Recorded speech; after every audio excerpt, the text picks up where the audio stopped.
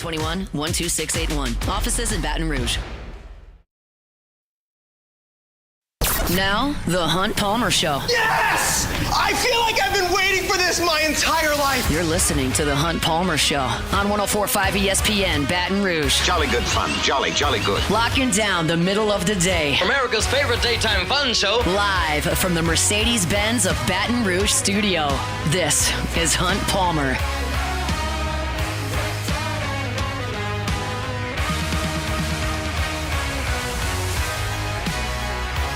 Welcome in. Hunt Palmer coming to you from the Mercedes-Benz of Baton Rouge studio downtown in the capital city on this Monday. It means we're brought to you by Gulf Coast Office Products.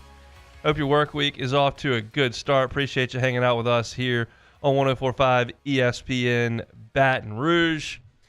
Got Jacob Beck and Cassie Spazzali back there on the ones and twos. I'm fired up that you're hanging out with us here. We got plenty to do over the next 2 hours.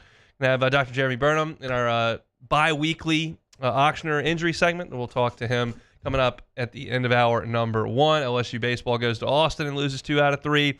LSU's women's basketball team has a big game coming up in 4 hours. I've got some thoughts on spring football that I watched on Saturday.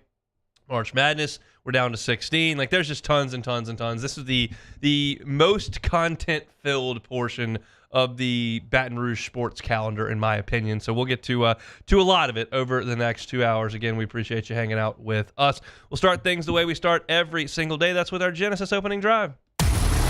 It's time for Hunt's opening drive, presented by Genesis of Baton Rouge.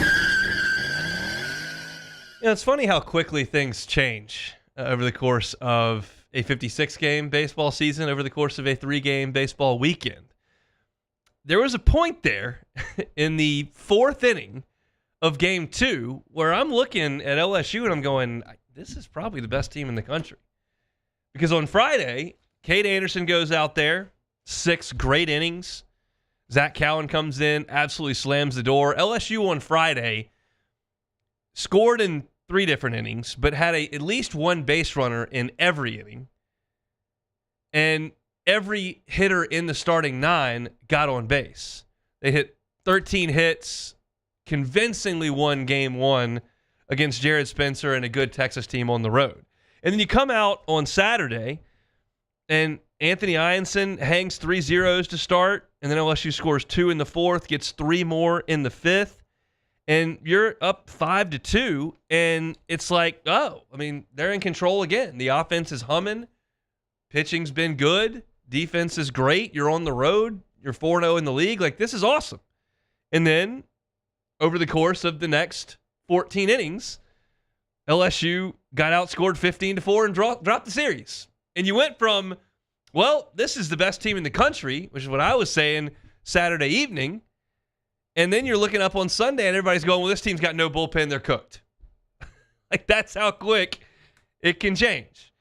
And we'll talk about all of it. I've got an in-depth piece up at LouisianaSports.net right now called Around the Horn. It dives really deeply into pitching, and I'll kind of get into it right now from a numbers perspective. Like, if you put the totality of the weekend together, LSU's walk totals were not awful. Like, LSU did not issue a walk on Friday, and LSU only issued 2 walks on Sunday. Now, Saturday, far too many, 7. And that was a big deal. But in 2 of the games, walks weren't really an issue. But command is an issue for a lot of pitchers on this staff. And it goes far deeper than just walking guys. And I'll illustrate what I'm talking about here. Like, just throwing strike 1 is such a big deal. And a lot of guys on this staff are struggling to do that. Like, you bring Connor Ware in for Anthony Ianson. And he immediately falls behind 1-0. Then he throws a wild pitch. Then he walks the only guy he sees. So he fell behind the only guy he saw, and he walked him. And then you hand the ball to William Schmidt. And William Schmidt is a young pitcher with a ton of talent that doesn't have great command right now. And so when that flares, this is the result. And if you look closely at what allowed William Schmidt to go out there and get knocked around, it's the fact that he was constantly pitching from behind. Like, his line is bad. A third of an inning, 2 hits and a run, 2 walks. But dive deeper. He gives up a home run on a 3-1 fastball right down the middle. He gives up a double on a 2-1 pitch that catches a ton of the plate. Then he goes 3-1 to the next two hitters and walks them. So that's a 3-1 homer, 2-1 double, 3-1 walk, 3-1 walk. He's pitching. Nobody can get outs like that. I don't care how good your stuff is. 95, 97, big spin rate on the breaking ball, three-pitch mix. You cannot get people out if you cannot get ahead. And you look at the immense talent on this staff, guys like William Schmidt, it's very evident that Jacob Myers is a really talented dude. He faced 3 hitters on Saturday and fell behind 1-0 to all 3 of them. I mean, you're never going to get anybody out doing that, and he didn't. Conversely, you've got a guy on this staff that doesn't have the immense talent or size or physicality that some of the others do. He doesn't look like Chase Shores. He doesn't look like William Schmidt. Doesn't look like Maverick Rizzi. Doesn't throw as hard as Cade Anderson. And, of course, I'm talking about Zach Cowan. But Zach Cowan faced 11 hitters on Friday. He faced 11 hitters. 10 of the 11 hitters that Zach Cowan faced got to a 2-strike count. 10 of 11. Guess how many went to 3 balls? 1 of 11. Now, Zach Cowan's got a really good changeup, and he does throw 91 miles an hour, and he sometimes throws a little slider. But he throws strikes.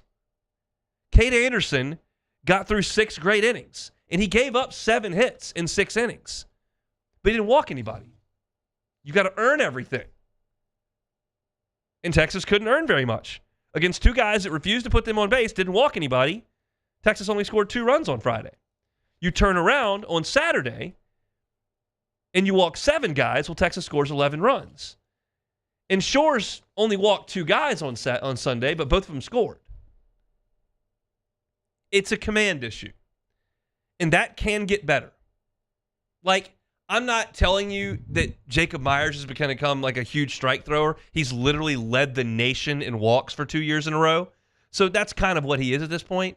But some of these guys with reps, with handling nerves a little bit better once they've been out there, can develop and get better over the course of the next 8 weeks. Keep in mind, LSU's pitching staff looks terrible at this point in 2023 and terrible at this point in 2024. And guys stepped up. Ty Floyd, Riley Cooper, Griffin Herring, Gavin Guidry, Nate Ackenhausen, Christian Little last year. Guys made improvements as the season went on. And you're going to have to get that. Because right now, your pitching staff is a weakness beyond Anderson and Cowan and Evans, who all 3 were great over the weekend. And that's a great place to start. To have 3 guys with that kind of stuff that you can really count on is a very good place to start. You've got to build on it. Here's one thing that I would like to see. I would like to see Anthony Ianson get a little bit longer leash. I know that he gives up hits, and his batting average against an SEC play is .333. I get it. That's a bad number. But he does throw it over the plate, and I thought could have given you more length on Saturday. He went 78 pitches in his 4 1/3, which is a lot over 4 1/3. But he had 6 strikeouts and only 2 walks. You had Ballou coming up. That's why they went to Ware. He ended up walking him, and then you wanted to play matchups, and you went to Schmidt, and he goes to Homer. I understand all the moves, but one thing to help your bullpen is to have your starters go deep. And I think that there were 2-4 more outs in Ianson.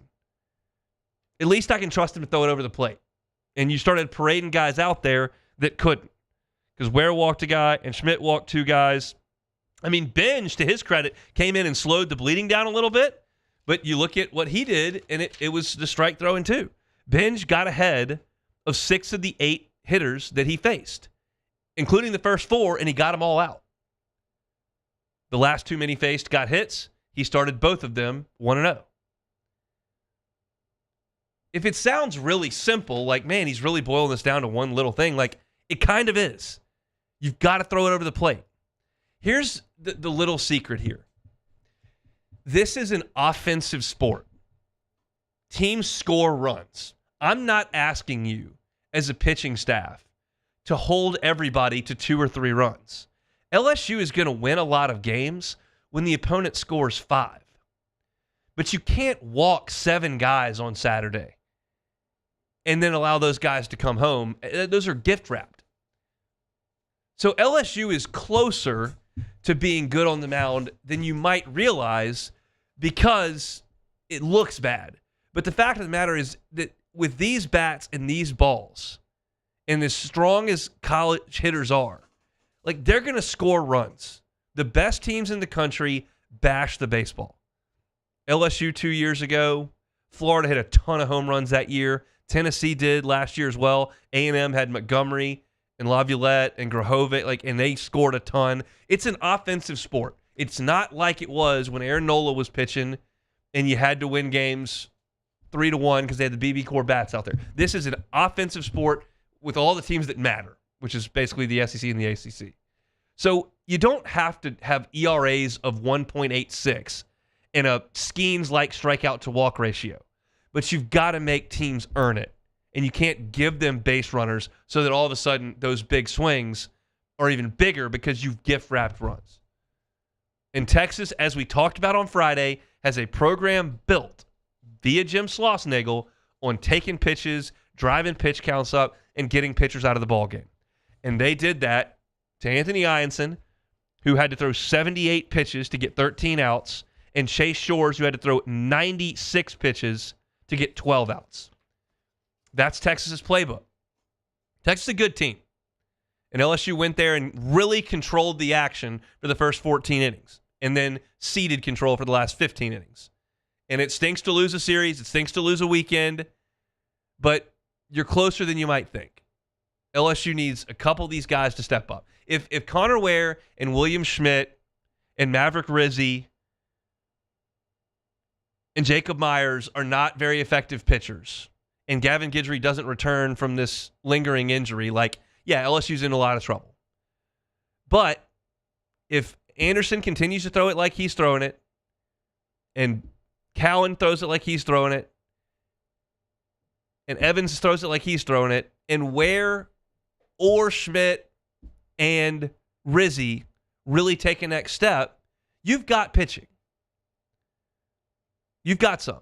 But they've got to be better than they were against Missouri, and they've got to be better than they were against Texas. The good news is that it's March. It is March. So 2 things can be true. LSU is not pitching well enough right now, and they can develop over time. You can choose whether or not you want to believe in that development, but it's inarguable that it's possible, and they just need to pitch it better than they have. And then when they pitched it half decent yesterday in the Sunday game, the offense fell asleep. And sometimes that's going to happen. LSU's got a really good offense. They're going to score runs. I'm not concerned at all about the 2 runs that LSU scored on Sunday. There are going to be games over the course of 30 where you just don't swing the bat. That's how it works. But you still got to pitch it a little bit better. And that's what I'm looking at with this LSU team right now. Again, I've got a lot of stats and a lot of opinion over at LouisianaSports.net with Around the Horn, and we'll continue to dive into it over the course of these 2 hours. But it's important to start with the pitching, and we got to that right there. When we come back, I'll talk about a couple of managerial decisions that Jay Johnson made, some of which I was good with, some of which I did not like. We'll talk a little bit of offense as well. We'll do that when we come back on The Hunt Palmer Show. The Hunt Palmer Show. One Bath and Closets. OneBathAndClosets.com is the website. David Duvall and his team, 30 years redesigning and remodeling bathrooms and closets. Closet space may not be something that you think about all the time. Certainly wasn't for me, but when my wife moved into the house that we were in previously and she saw the closet space, it was a bad deal. And we moved to remedy our problem. We prioritized closet space in the move, and now we're very, very happy. But you don't have to move to make that happen. Just call David Duvall. He'll come in. They can put in a brand new closet. That's something, they're licensed contractor, they're bonded, they're insured. They can make that happen. They can also take your existing space and use it a little bit more efficiently. Either is an option, but you won't know unless you have that free consultation with David and his team to start your process. They've got financing available, 18 months at 0%. That's the same as cash if you qualify. Start that process again at OneBathAndClosets.com. It's David Vaughn, One Bath and Closets, OneBathAndClosets.com. ED, low T, or simply seeking to optimize your health and performance? Goodwood Men's Sexual Wellness offers a range of discreet services to address your specific needs. We empower men to reclaim their health and confidence. Visit yourgoodwood.com. There it is, the extra mile, on the border of expected and extraordinary for those willing to go further, like vans customized for work or play, with safety and tech to keep you connected. Supported by a 5-star sales, service, and finance team, and backed by the 1-star you know. So go the extra mile. It's never crowded, because so few have what it takes to go there. Mercedes-Benz Vans.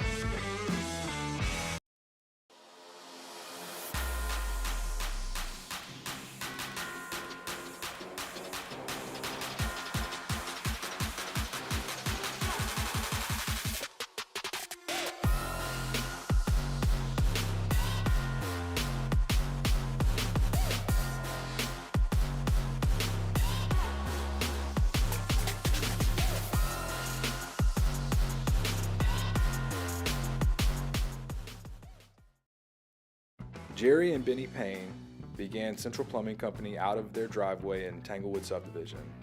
50 years later and 4 generations down the road, we continue to serve Baton Rouge and the surrounding areas for all of their plumbing needs. Residential, commercial, industrial, or hospitality, Central Plumbing is here 24/7, 365. We want to thank our customers, family, and friends for 50 years of success. And looking forward to 50 more. At Bayou Automotive, we believe in a sales process that puts you first. We want you to experience an easy purchase with clear pricing and great service. Let Bayou Ford and Bayou Chrysler Dodge Jeep Ram be your trusted partners in finding your perfect vehicle. The crew at Bayou Automotive is going to do right by you. Crime has serious consequences, but anyone can make a mistake. If you find yourself in trouble with the law, know that you have rights, and it's okay to demand them. The law offices of O.C. Brown are here to protect you and your rights. Felony or misdemeanor, DUI or drug charge. No matter what crime you're accused of, you still have rights. Let the law offices of O.C. Brown uphold them. Call 225-343-1111. Your law firm for a lifetime. At Auctioner, we know healing is a team sport. That's why we've partnered with world-renowned orthopedic surgeon Dr. James Andrews to create the Auctioner Andrews Orthopedics and Sports Medicine Institute. Whether you're a professional athlete or a weekend warrior, our team of specialists are dedicated to getting you back in the game. So whatever your reasons are for reaching your personal best, we've only got one: you. Auctioner. You're listening to The Hunt Palmer Show, brought to you by Gulf Coast Office Products.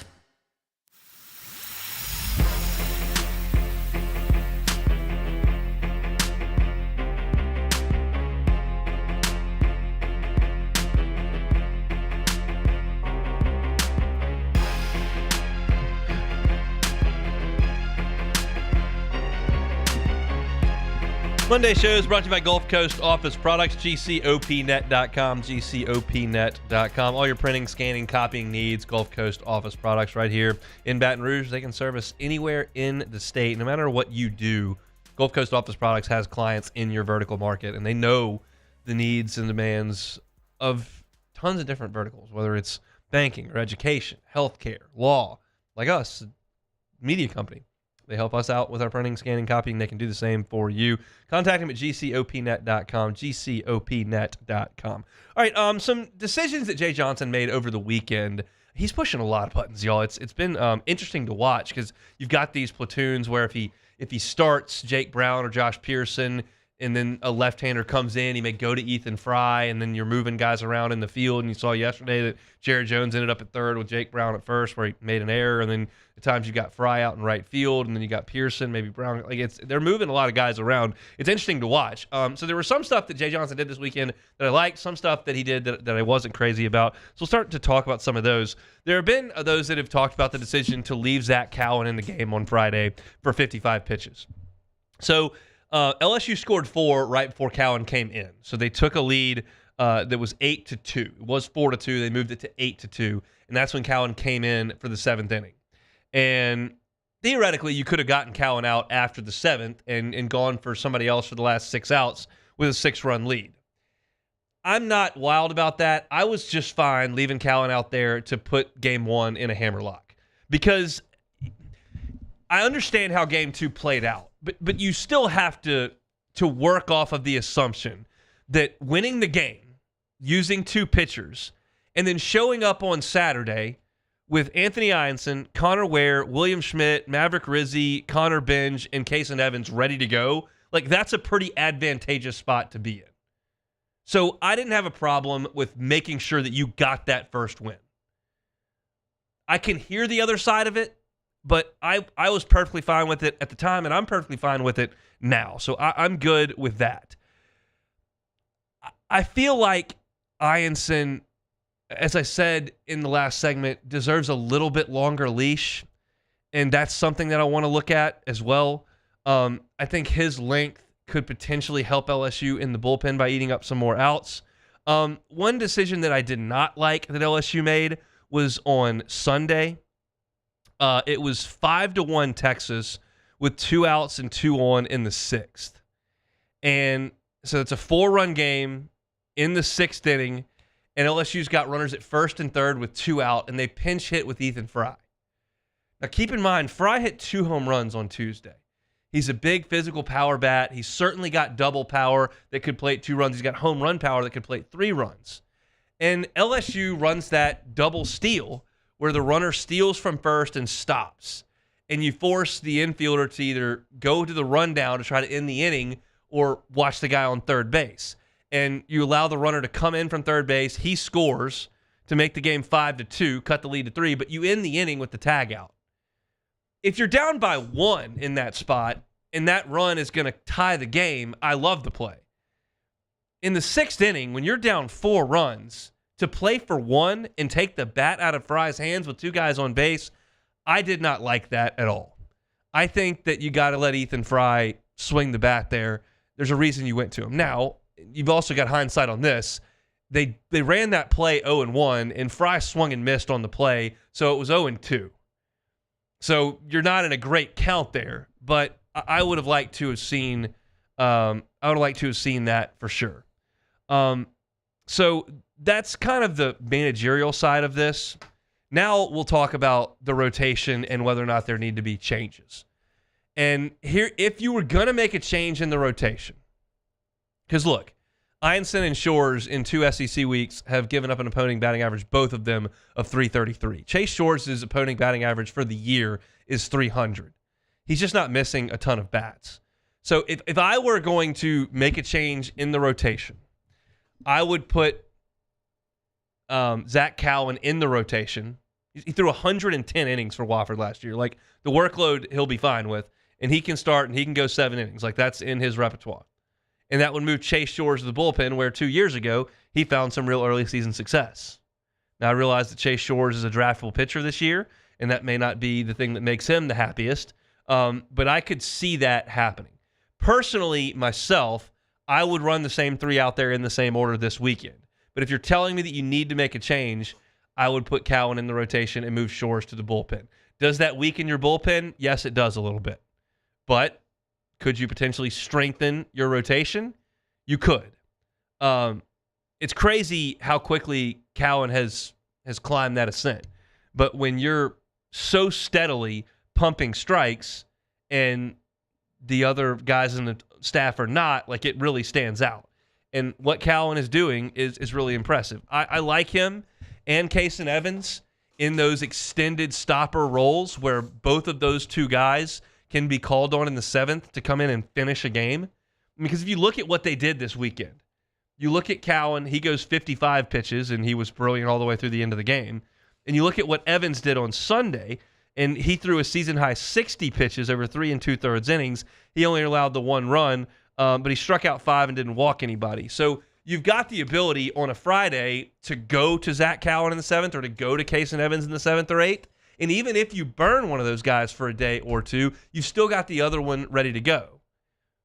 And I like to be able to finish games like that. You need high leverage arms, but you also need better starting pitching than what you're getting. And when you consider it against Missouri, both Ianson and Shores went 3 2/3. Then Shores came out on this Sunday and went 4 innings, and Ianson only got you through 4 1/3. Like, you're not getting enough length there. And if you're looking for some more length, perhaps Cowan is the guy. I think, as opposed to changing the roles of some of these guys on the mound, I think it's probably more likely to unlock something by having guys just pitch better. Because, like, a weekend and a baseball game are just a collection of outs. And no matter when Cowan pitches, you've got to pitch opposite him. Either if he starts and he goes 5 innings, somebody's got to finish the last 4. If he goes the last 4, somebody's got to throw the first 5. And so while it would appear like, oh, it's a good idea to go ahead and change the rotation, get Shores out of there, put Cowan in, like, in reality, like, Shores just needs to pitch a little bit better. Connor Ware needs to pitch a little bit better. William Schmidt needs to pitch a little bit better. That is where the next level comes from here. And right now they're not throwing it well enough. So I'm open to the discussion of changing up the rotation. It happens every year. I can't recall a year where LSU sent 3 guys out there on opening weekend and they finished the season in the same role. I'll have to go back and look at 17 to see if Walker immediately started on Sundays. I know Poche and Lang were entrenched after they had great 15s and 16s. They were out there in 17. I don't know if Walker started the first weekend or not. If he did, then they did it. But outside of that, like, that doesn't happen. There's always some tinkering that goes on, and that's happening all over the league as well. And so it's, statistically speaking, likely that LSU will make a change at some point. If you ask me, Hunt Palmer, like, what are you doing this weekend? Mississippi State at the box, Thursday, Friday, Saturday. What are you doing? I'm going with the same 3 guys in the same order. Now, here's the interesting piece to this. Because you've got Thursday, Friday, Saturday, theoretically, you could throw Zach Cowan on Thursday. Say, hey, I know you hadn't been stretched out to 100, but back on Friday, you threw 55. Give me 70 to start this game on Thursday. We'll see what we need to do in the back end of the bullpen, and then we'll keep Anderson on Friday. This week it's game 2, and see how deep he can go. So if you're looking for a spot to shake up the rotation, this could be it based on the change in days. If you want to keep Anderson on his regular schedule, maybe that's something you look at. You also, I think Jay Johnson will look at what Mississippi State does, because Pico Khan is a stud at the front end of Mississippi State's rotation. He outdueled Kyson Witherspoon on Friday in a 2-1 classic up in Norman. And so you got a tough pitcher in one of those games. But there's an opportunity this week to take a look at shaking things up because the schedule moves up a day. So we'll see what Jay Johnson decides to do. I don't expect that he'll give you any information on those decisions in any kind of press conference this week. That's not his style. But it's certainly worth discussion. So we'll kind of see what LSU does as they move forward in this week. All right, Monday show is brought to you by Gulf Coast Office Products. Appreciate you hanging out with us here to get your work week started. The nasty weather kind of cleared here in Baton Rouge, but it was awful this morning for a good piece. We actually stayed at the Palmer House for about 20 extra minutes waiting for that storm to blow through. But hopefully everybody is staying dry, staying safe, and off to a good start this week. When we come back, LSU football was on the Ponderosa on Saturday. I got to look at them for about 2 hours. Tell you some things that I saw. That's next. The Hunt Palmer Show. Genesis of Baton Rouge. GenesisofBatonRouge.com is that website. Every new Genesis purchase, 10-year, 100,000-mile warranty. 10 years, 100,000 miles. It's as good as you're going to find in the industry. Speaking of that, safety, big priority for the folks over at Genesis of Baton Rouge. Genesis, really, as a whole. You're talking about an entire line of vehicles that was given the IIHA Safety Award. Top safety pick, some of them top safety pick plus. Safety, big deal. You got perks, you got safety, you got style, comfort. It's all right there at Genesis. Go by and see them. Airline Highway at Pico, across from Women's Hospital. It's Genesis of Baton Rouge. Find them online at genesisofbatonrouge.com. At Bayou Automotive, we believe in a sales process that puts you first. We want you to experience an easy purchase with clear pricing and great service. Let Bayou Ford and Bayou Chrysler Dodge Jeep Ram be your trusted partners in finding your perfect vehicle. The crew at Bayou Automotive is going to do right by you.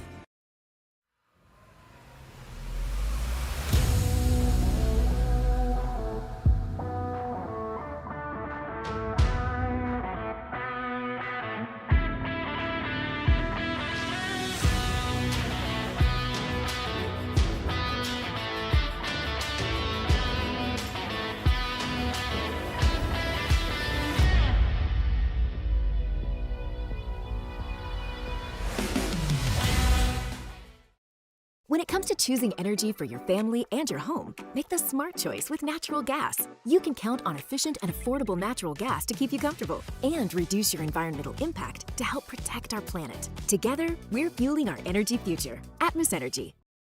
ED, low T, or simply seeking to optimize your health and performance? Goodwood Men's Sexual Wellness offers a range of discreet services to address your specific needs. We empower men to reclaim their health and confidence. Visit yourgoodwood.com. Jerry and Benny Payne began Central Plumbing Company out of their driveway in Tanglewood subdivision.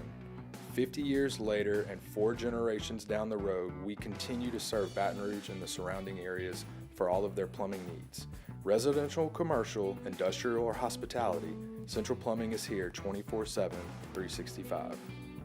We want to thank our customers, family, and friends for 50 years of success. And looking forward to 50 more. Crime has serious consequences, but anyone can make a mistake. If you find yourself in trouble with the law, know that you have rights, and it's okay to demand them. The law offices of O.C. Brown are here to protect you and your rights. Felony or misdemeanor, DUI or drug charge. No matter what crime you're accused of, you still have rights. Let the law offices of O.C. Brown uphold them. Call 225-343-1111. Your law firm for a lifetime. At Auctioner, we know healing is a team sport.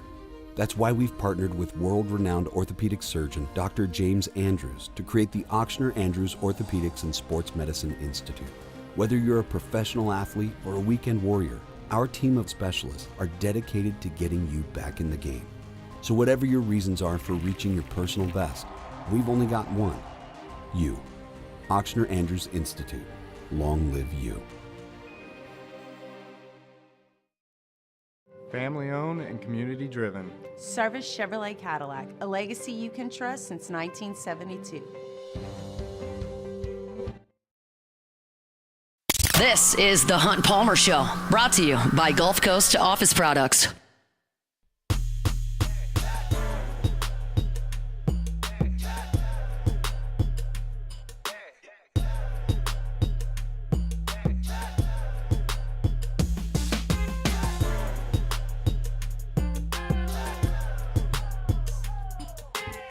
Chat with Dr. Jeremy Burnham from Auctioner coming up here in about 10 minutes. LSU spring football on Saturday. Long look for us in the media on Saturday. It was interesting. I wrote a practice report up for LouisianaSports.net.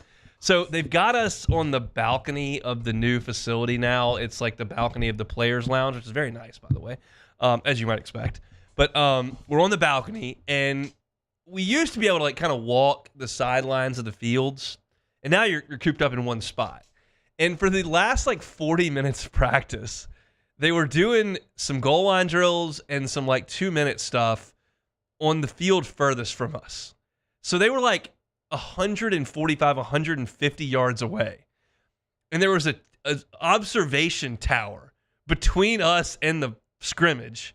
And half the players had their jerseys rolled up under their shoulder pads. So like, it was some real spotty reporting from where we were with this stuff. You got to start bringing some binoculars, son. I mean, so the binoculars wouldn't have even helped with the tower in the way and the players with their rolled up jerseys. So like, I feel bad because I feel like we're like we're reporting on the practice and people care about LSU football and they want to know how things are going. It's like there are portions of this practice that they are doing everything they can to make it almost impossible for us to provide quality information. And like, I feel bad for the reader at times. There's nothing I can do if they're behind an observation tower and all the DBs had their jerseys rolled up and I can't tell what number any of them are wearing. And they're 160 yards away. So I tried to be as informative as I could in my practice report for LouisianaSports.net. But one of the things that I'm starting to take away from some of these spring practices and I wanted to talk about was I feel like some of the wide receivers are really having a nice early spring. I think Chris Hilton's done amazingly well, and that is more of what we saw in the fall before he got hurt. He made a great catch over the middle over Michael Turner for a touchdown. And it's stuff like that we see, from the route running to the catches in traffic to things that are in his game now that are more complete than, oh, this dude is really fast, watch him run a go route, which he's still really good at. He's awesome at running go routes, but he's doing some things that make him a more complete receiver. And I think that is really encouraging to see. I think Chris Hilton could be really, really good in this LSU offense. I think he's a much better route runner than he was 3 years ago. I think he's got better hands than he had 3 years ago. I think he's physically stronger than he was 3 years ago. The only thing that remains to be seen is, as you know, Chris Hilton staying healthy. And if he does that, I think you're talking about a guy who's going to be a really, really productive wide receiver for LSU. I've liked Aaron Anderson's spring as well.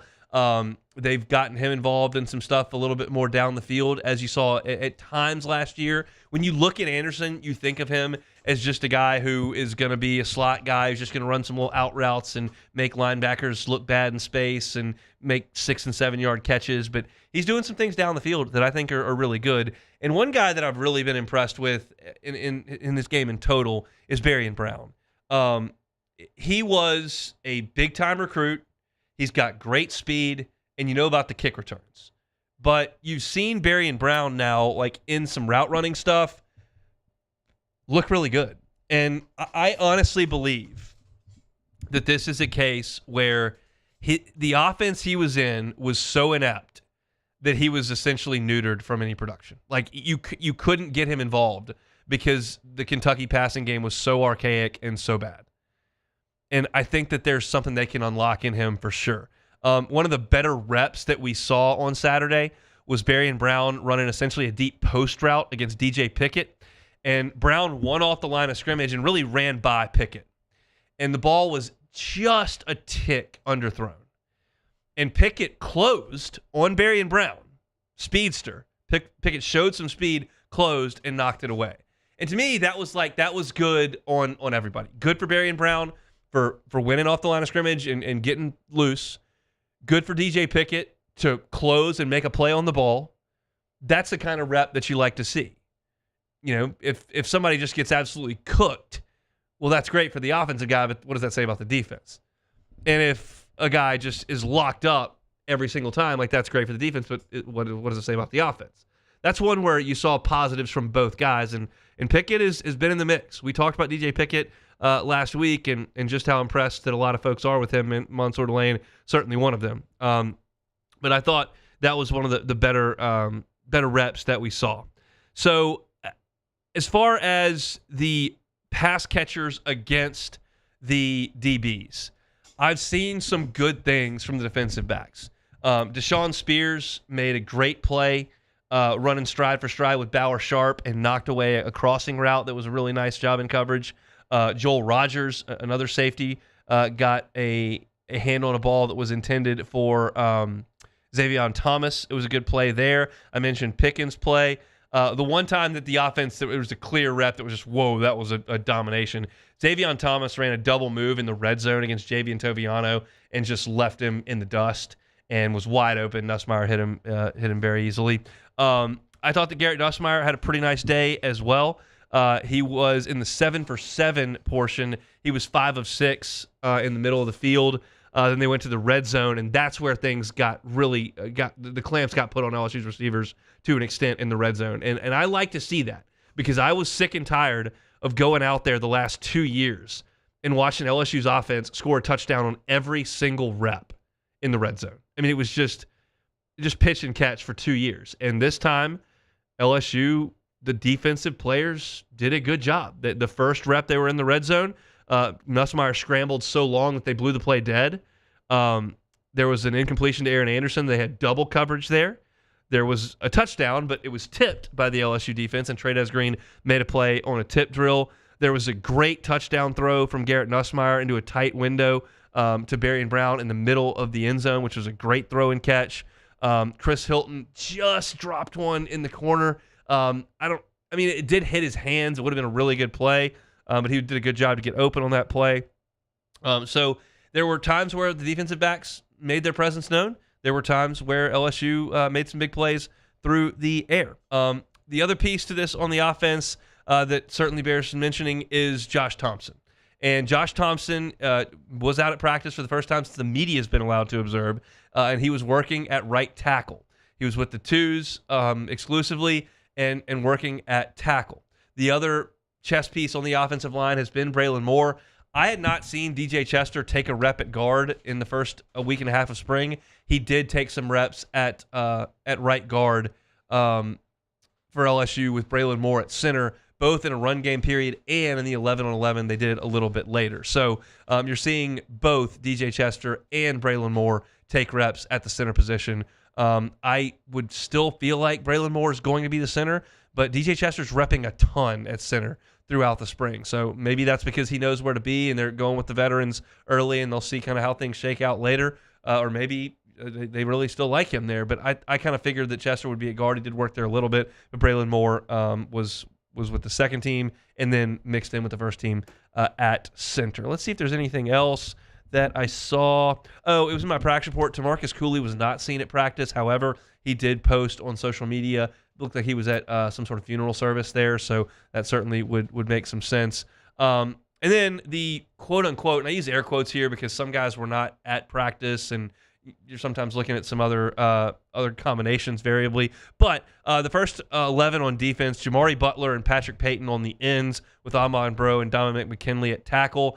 West Weeks and Devon Keys at linebacker, DJ Pickett and Michael Turner at corner, Austin Osbury at nickel, and then you had Deshaun Spears and Joel Rogers at safety. I did not see Ashton Stamps out there, standing to reason that he would probably be in that mix. But that's the look at the first defense, although we know that that's not a ton to look at in the spring. They're rotating a lot of guys in and out. So it's kind of a comprehensive look at a lot of things that I saw on Saturday out on the Ponderosa. LSU's back at it tomorrow. Joe Sloan will meet with the media tomorrow, so we'll hope to have some of that sound ready for you on tomorrow's show. Our Monday shows are brought to you by Gulf Coast Office Products. Come back with Auctioneer's Dr. Jeremy Burnham when we come back. The Hunt Palmer Show.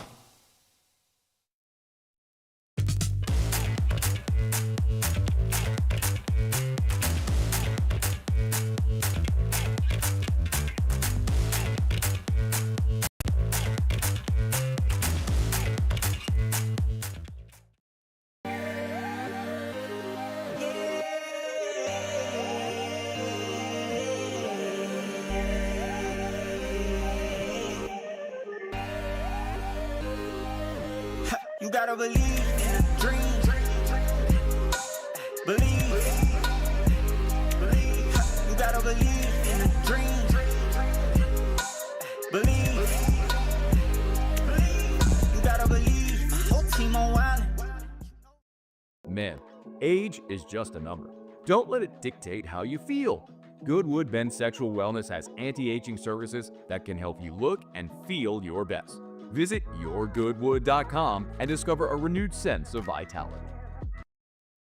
Jerry and Benny Payne began Central Plumbing Company out of their driveway in Tanglewood subdivision. 50 years later and 4 generations down the road, we continue to serve Baton Rouge and the surrounding areas for all of their plumbing needs. Residential, commercial, industrial, or hospitality, Central Plumbing is here 24/7, 365. We want to thank our customers, family, and friends for 50 years of success. And looking forward to 50 more. Crime has serious consequences, but anyone can make a mistake. If you find yourself in trouble with the law, know that you have rights, and it's okay to demand them. The law offices of O.C. Brown are here to protect you and your rights. Felony or misdemeanor, DUI or drug charge.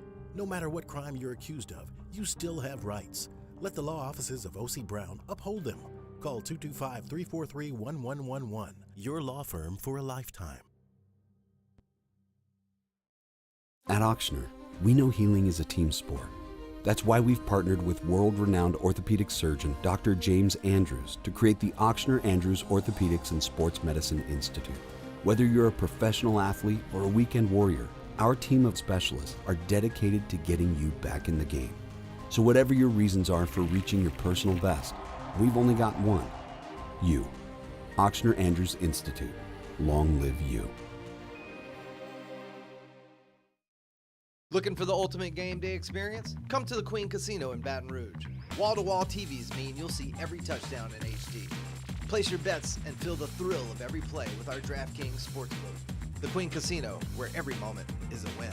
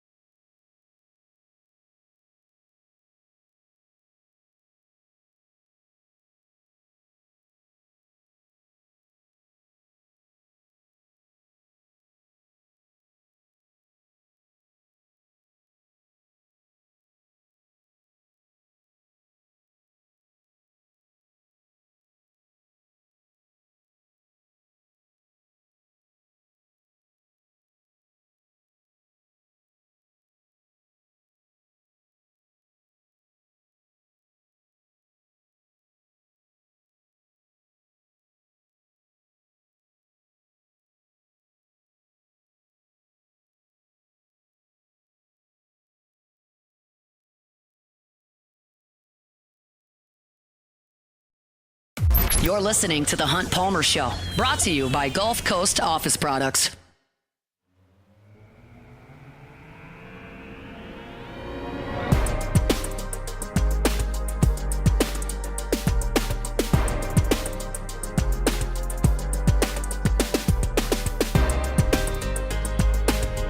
Coming to the end of hour number 1 here on this Monday. We're brought to you by Gulf Coast Office Products on Mondays. We do this every couple of weeks. It's time for Sports Health, presented by Auctioner Andrews Orthopedics and Sports Medicine Institute. And for that segment, every single time we go to our guy, Dr. Jeremy Burnham. He's the medical director of sports medicine and the section head of orthopedic surgery over at Auctioner. He joins us now on the Jim's Firearms Hotline.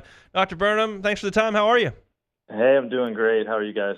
Doing very well. When we spoke, talking to get ready for this segment today, one of the things that stood out to me was the preventative aspects of what y'all do, trying to be proactive in front of injuries, and we're talking about ACLs in this sense. You mentioned that your team presented some research on injury prevention tests that could potentially help high schoolers who may be at a greater risk. Can you kind of go into some detail on that?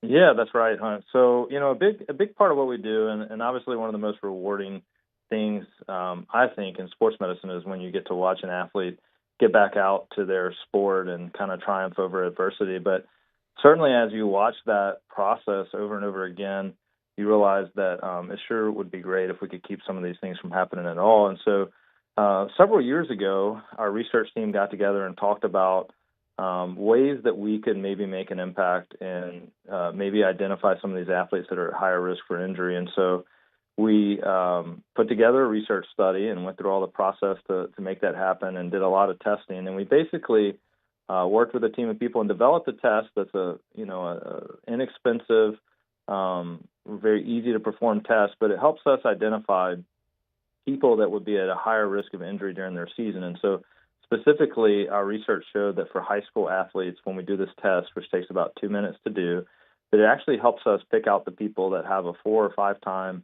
higher risk of lower extremity injury during their subsequent school season. And we actually were able to go to the Louisiana Orthopedic Association meeting in New Orleans last week, and our team was picked as one of the presentations, and we got to present some of that data. And so I think we're really excited about that, just something that could make an impact if we can pick out some of these athletes ahead of time and maybe make some, changes, some interventions to how they do things that could cut back on injury risk. I think that would be huge. I'm a big Chicago Cubs fan, and one of the things that Theo Epstein said when he was the general manager of the Cubs, they were talking about what's the next cutting edge of baseball, and he said if you could figure out who's at risk for injury, you could be way ahead of the curve. Is that something, the stuff that you're working on? I know that when athletes go to the NFL Combine, they're going through all the medical tests. Is this the kind of thing that they would evaluate when you're sinking millions of dollars into somebody? You want to know if they're probably at more risk of getting hurt, even if there hasn't been an injury history? Yeah, you're exactly right. I mean, and there are a lot of different tests that are out there, and we're fortunate at our new sports medicine facility at Elite. We have some markerless motion capture equipment and a lot of really fancy equipment that's accessible to all of our athletes. And there's pretty good data on those things and being able to pick out people that have altered movement patterns and things like that put them at injury risk. But what was really unique about this test was we wanted something that, you could train somebody in just a few minutes with minimal equipment to go out and maybe do in their training room or maybe their field house, at their own school all across the state of Louisiana or really anywhere. And they could deploy that test and they could identify those patients or those athletes on their own. And so that was really the spirit of this, is how do we take some of that technology and some of the things that maybe everybody doesn't have access to what's at the Combine or some of the fancier testing out there, and how do we make it deployable and accessible to everybody? So, but you're right, there's a lot of research and a lot of interest in trying to pick out people that may be more susceptible. And certainly if you can do some kind of intervention that keeps them from getting injured, that's a big deal both in that person's life and then in professional sports from a financial standpoint as well. When you talk about ACL, PCL injuries to the knee, I honestly have never even thought about this, but I got the right person on to ask. Are these injuries, when it's a tear, is that something that happens progressively over time, or is it one thing that happens that makes it go? Do you understand what I'm asking? Yeah, no, totally. That's a great question. And there are a lot of things in orthopedics that happen just from attritional wear and over. But most of the time for an ACL or PCL injury in an athlete, it's something that just happens at one point. And there are a lot of things that go into it. And the ACL or the PCL can be completely healthy. The player, like if you go and look and watch NFL players that have torn their ACL and you watch the play that's happening, it's usually a play that they have done thousands or tens of thousands of times. And so it's really difficult to pick out, well, why did their knee move a certain way that one play that made them tear their ACL? And so there have been a lot of studies, like we've broken down video and slow motion and really been able to identify specific movement or specific positions of the knee that make the ACL or the PCL more likely to be injured. And then the key is trying to figure out, can you identify that in the injury screening? And if you can you train the athlete and their neuromuscular system to kind of avoid what we call risky knee patterns, basically. And that's what's really, really difficult. And even with an elite athlete who's never had a history of knee injury, you see them out there on Monday nights and on Saturdays, it still happens. So we haven't perfected it, but there's a lot of effort into trying to do that.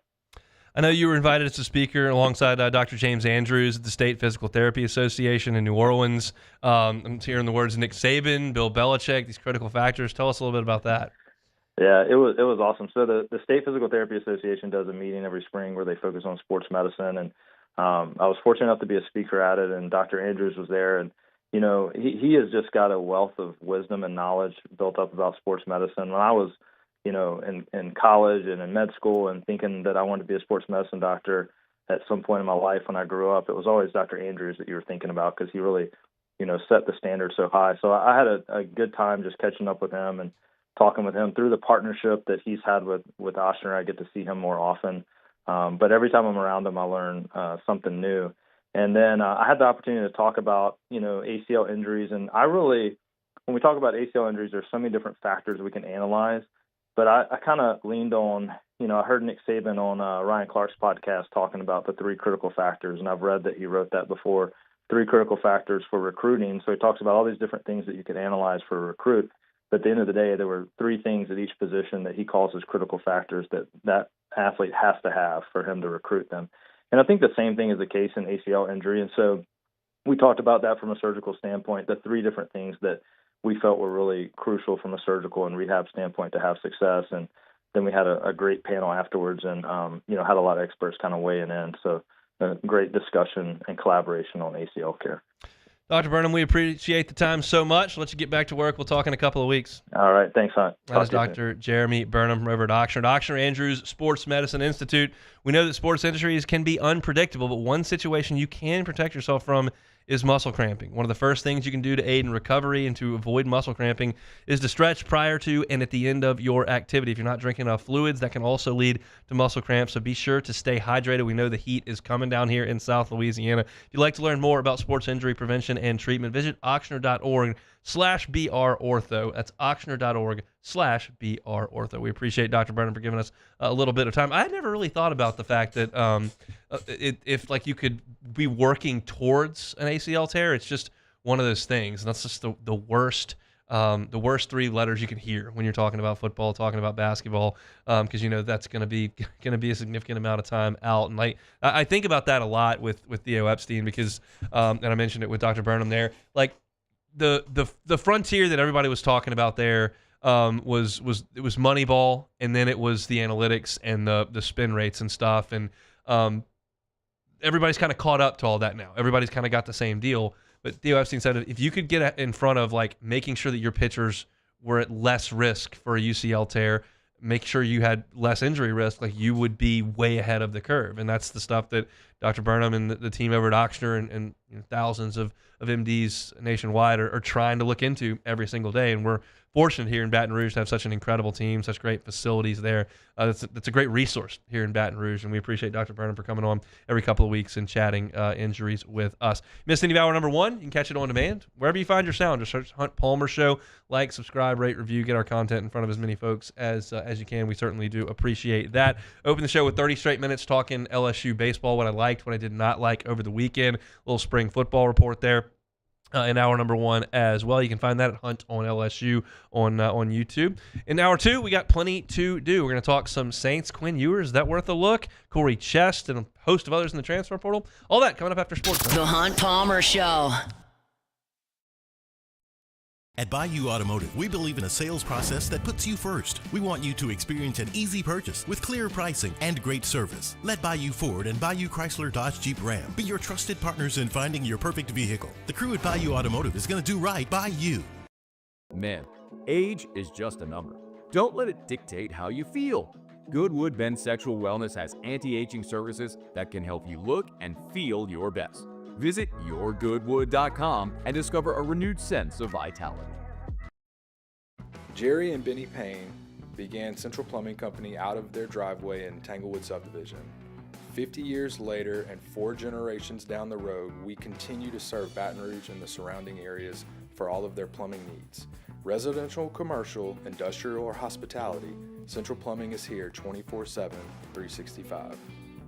We want to thank our customers, family, and friends for 50 years of success. And looking forward to 50 more. The Windsor Senior Living Community in Mandeville, Louisiana is a beautiful, vibrant apartment community geared toward seniors. They are nestled right in the heart of Mandeville, where seniors live a more carefree lifestyle in spacious apartments with the peace of mind that comes from having a little extra help. Call the Windsor at 985-624-8040 to schedule a lunch and tour. Come see how the Windsor can be your passport to peace of mind. At Atmos Energy, our Smart Choice solutions help customers save energy and emissions with rebates up to $500 off high-efficiency natural gas appliances, smart thermostats, and weatherization upgrades. Together, we're fueling our energy future. At Bayou Automotive, we believe in a sales process that puts you first. We want you to experience an easy purchase with clear pricing and great service. Let Bayou Ford and Bayou Chrysler Dodge Jeep Ram be your trusted partners in finding your perfect vehicle. The crew at Bayou Automotive is going to do right by you. Crime has serious consequences, but anyone can make a mistake. If you find yourself in trouble with the law, know that you have rights, and it's okay to demand them. The law offices of O.C. Brown are here to protect you and your rights. Felony or misdemeanor, DUI or drug charge. No matter what crime you're accused of, you still have rights. Let the law offices of O.C. Brown uphold them. Call 225-343-1111. Your law firm for a lifetime.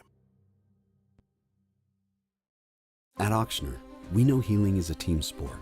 That's why we've partnered with world-renowned orthopedic surgeon Dr. James Andrews to create the Auctioner Andrews Orthopedics and Sports Medicine Institute. Whether you're a professional athlete or a weekend warrior, our team of specialists are dedicated to getting you back in the game. So whatever your reasons are for reaching your personal best, we've only got one. You. Auctioner Andrews Institute. Long live you. Family owned and community driven. Service Chevrolet Cadillac, a legacy you can trust since 1972.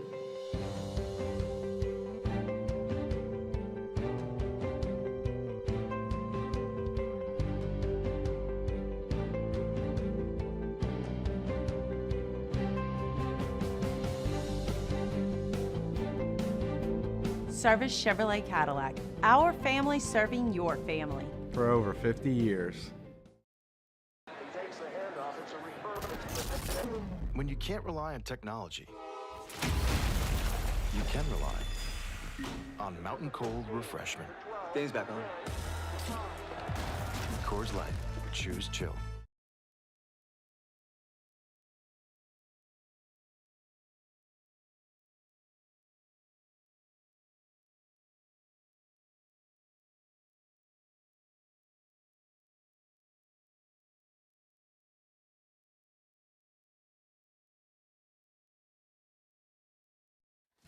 Is Sports Center.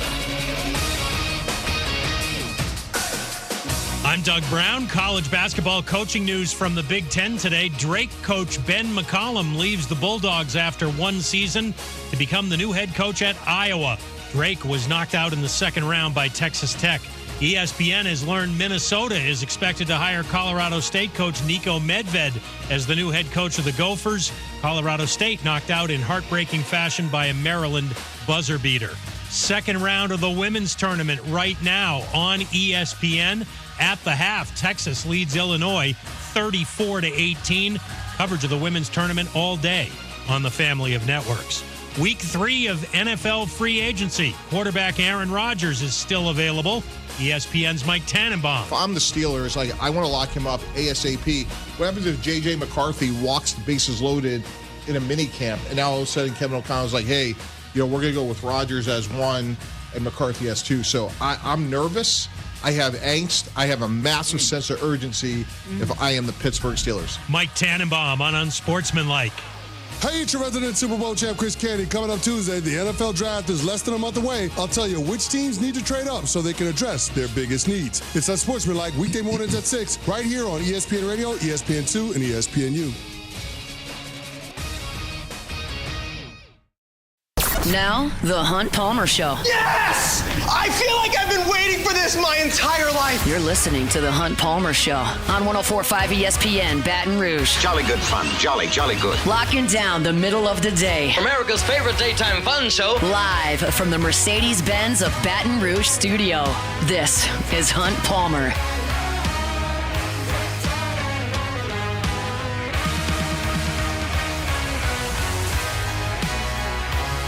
Hour 2, Monday edition of the Hunt Palmer Show, 104.5 ESPN Baton Rouge, brought to you by Gulf Coast Office Products, GCOPnet.com, GCOPnet.com. All your printing, scanning, copying needs, Gulf Coast Office Products.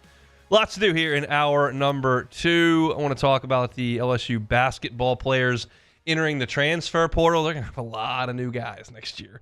And then we'll talk a little bit about LSU baseball as well. We've got March Madness to get to. So lots and lots to do here over the next hour of the show. Appreciate you starting your week with us.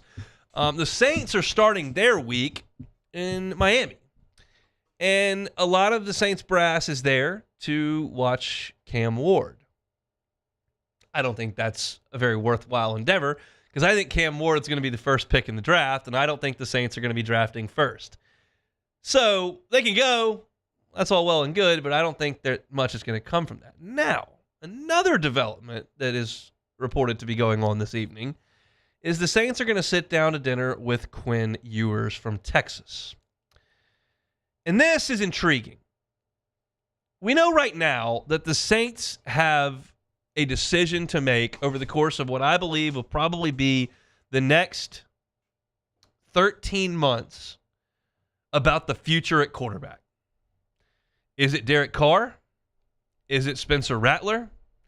Is it another veteran that you can sign to take Carr's place? Are you going to draft one this year? Or are you going to draft one next year? Like, all the cards are on the table. Like, you could do any of that. And it's the next big deal. The first big deal was, who's your coach? You got that taken care of. Now, who's the quarterback? And there are a lot of options. And Quinn Ewers as an option sounds interesting. Now, last week, we discussed Jackson Dart. And I told you at 9, which is where you would probably have to take Dart, I did not like it. It's too risky to take a very questionable quarterback at 9 when you've got holes everywhere. You got a hole at left guard, maybe a hole at one of your tackles. You got gaps at wide receiver. You're aging at running back. You're aging at linebacker. Gaps at corner. Need to fill a hole at safety. Like, you got holes everywhere. So at 9, you need to start addressing some holes. I'm fully on board that quarterback's the most important issue, but it's not imminently solvable at 9. It's not likely solvable at 9. But you start to talk about maybe drafting Quinn Ewers in the 3rd round, now you have my interest. Because 3rd-round picks are not as likely to be hits as 1st-round picks. And so, to me, you've got a better chance to take a flyer. You take a flyer and it doesn't hit in the 3rd, 4th, 5th round, okay. You miss in the 1st round, that's a big problem. So Ewers is interesting. Because I told you, as far as Jackson Dart goes, no, you just roll with Rattler. With Ewers, because of where you would pick him, 3rd round-ish. I don't know everything, but that feels like about where he's set to go. Now, all of a sudden, you've got a high upside player that could be the future of your franchise. Maybe not, but could be. Ewers started for 3 years at Texas. He started over the course of those 3 seasons, 36 games, he threw for 9,100 yards and 68 touchdowns. This past season, he threw for 3,400 yards and 31 touchdowns. Now, he threw 12 picks, which is too much, but 31 scores. He's 6'3". He's got a lot of playing experience under his belt. He's physically gifted. He was hurt this past year. And he's got a chance. So I do not like at all taking Jackson Dart in the first round. You need to address offensive line there. You need to address playmakers there. You need to address defensive back there. Third round, I'm all in on taking a quarterback. Because if you can hit on that, it turns your rebuild around like that.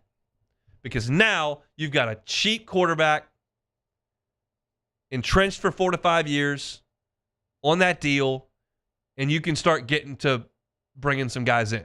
You can spend some more money in free agency. Carr's contract comes off the books. You got to continue to draft well. Okay, you're off and running. You got to hope that you found your Dak Prescott, that you found your Jalen Hurts, that you found your Kirk Cousins. The best way to go about getting a quarterback, if you look around the league, is to take one early in the first round. The most beneficial way to do it, if you can get it right, is to get one in the middle rounds. And it doesn't happen a ton. You look around the league, most of the quarterbacks were top 15 picks. But I don't think that the Saints are in a position to get one of those guys in this draft. So you start to look at other options. And I think stockpiling options with mid-round draft picks is not a harmful thing to do. It may not be helpful. They may all look like Rattler. They may all look like Haener. They may all look like Ian Book. They may all look, I mean, you know the list of guys that Sean Payton brought in. None of them amounted to anything. But the one time you hit and you get Brock Purdy, it changes everything.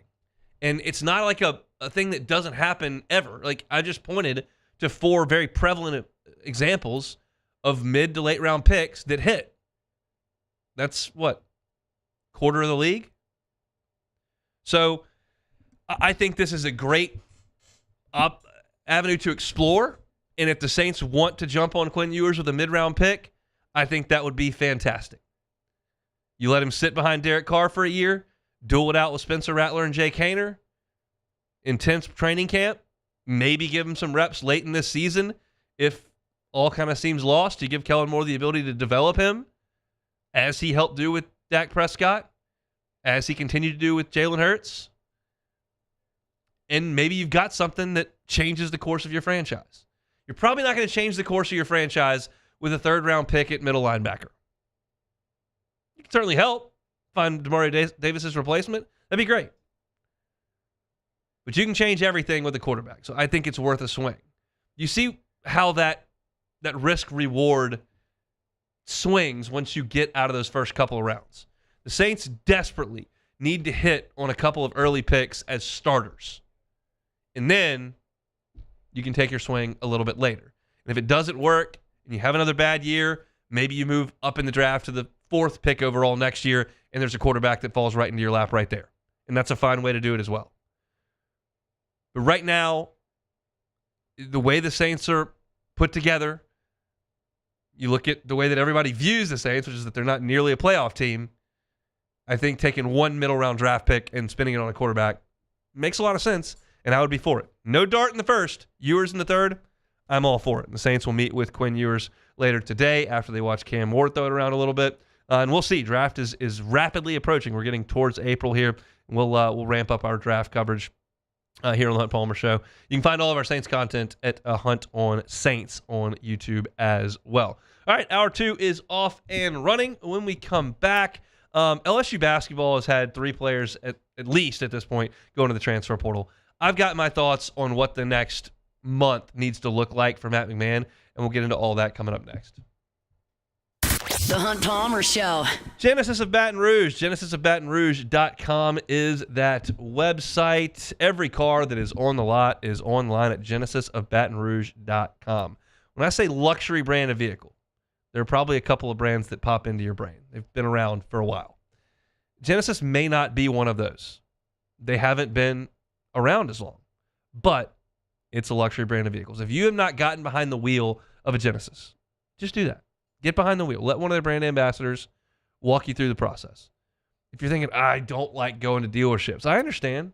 That has been a bad experience for people at times. It won't be at Genesis Baton Rouge, but you don't even have to go. Just give them a call. Say, hey, I'd like to test drive this, that. They'll drive it to you. At work, at home, one of their brand ambassadors will pull up, hand you the keys. They'll get in the car with you, and off you go. It's part of the experience of being a Genesis driver. You get 10-year, 100,000-mile warranty, 3 years of complimentary valet maintenance. It's all there at Genesis of Baton Rouge. Check them out online, genesisofbatonrouge.com. Genesisofbatonrouge.com. Baton Rouge's home for real rock. It's Eagle 98.1. Foo Fighters. Led Zeppelin. AC/DC. Pearl Jam. And the flagship home for LSU sports. Take us anywhere with the Eagle 98.1 app. Eagle 98.1 is the rock station. ED, low T, or simply seeking to optimize your health and performance? Goodwood Men's Sexual Wellness offers a range of discreet services to address your specific needs. We empower men to reclaim their health and confidence. Visit yourgoodwood.com. Family owned and community driven. Service Chevrolet Cadillac, a legacy you can trust since 1972.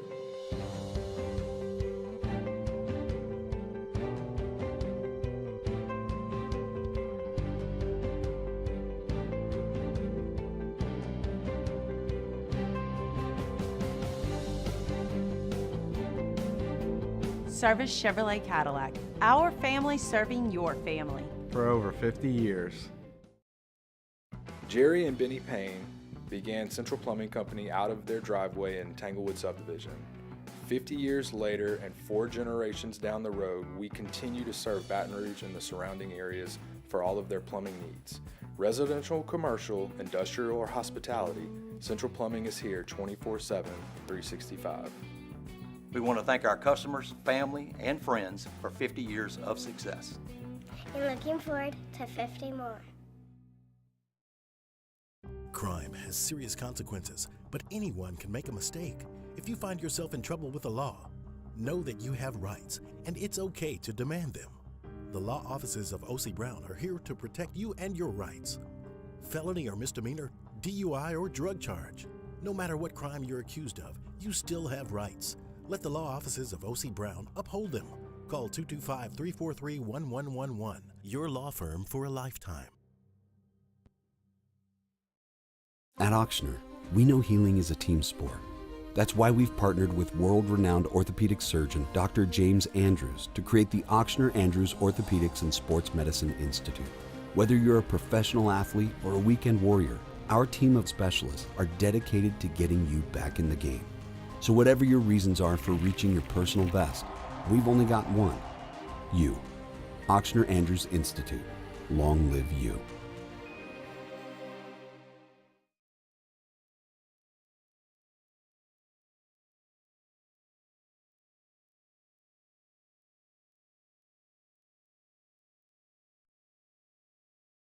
This is the Hunt Palmer Show, brought to you by Gulf Coast Office Products.